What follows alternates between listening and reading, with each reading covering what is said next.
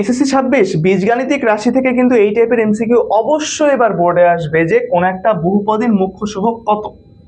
কোন একটি বহুপদীর মুখ্য সহগ কত। মুখ্য সহগ আমরা কিভাবে বের করব? মুখ্য সহগ বের করার নিয়ম হচ্ছে যেই রাশিটা তোমাকে দিয়ে দিছে, বা এই যে px = যেই রাশিটা তোমাকে দিয়ে দিছে, এই রাশিটার সবচেয়ে বেশি পাওয়ার কোন সহগের মধ্যে আছে ওই সহগটাই তোমার মুখ্য সহগ।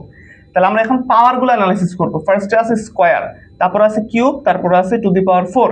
তার মানে এই 2 3 4 এর মধ্যে আমার সবচেয়ে বেশি পাওয়ার কোনটা? অবশ্যই যে 4, এটা হচ্ছে আমার সবচেয়ে বেশি পাওয়ার। তার মানে এটা হচ্ছে আমার কি? মুখ্য মাত্রা। এখন এই যে মুখ্য মাত্রা, এই মুখ্য মাত্রার সাথে যে আমাদের সহগটা থাকবে, এই মুখ্য মাত্রার সাথে মানে x⁴ হচ্ছে আমাদের এখানে মুখ্য মাত্রা আর কি। এইখানে আমার যে সহগটা থাকবে -3, এই -3টাই হচ্ছে আমাদের মুখ্য সহগ। তার মানে মুখ্য মাত্রার সাথে যেই চলকটা থাকে তার সাথে আমাদের যেই কি বলে সহগটা থাকবে, সেই সহগটাই হচ্ছে ভাই আমাদের কি? মুখ্য সহগ। তার মানে -3x⁴। এখানে যেহেতু 4 আমাদের মুখ্য মাত্রা, তাহলে আমাদের এখানে সহগ কি আছে? -3। আমাদের অ্যান্সার হবে কিন্তু ভাইয়া -3।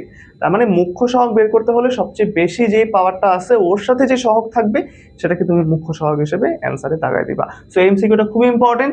এমসিকিউটা অনেক বোর্ডে আসছে, এমসিকিউটা এবারও অনেকগুলো বোর্ডে আসবে। তো যারা যারা আমার ভিডিওটা দেখে গেলা তারা কিন্তু খুব সহজে এখান থেকে অ্যান্সার করতে পারবা। সো মাথায় রাখবা। সবাইকে থ্যাংক ইউ।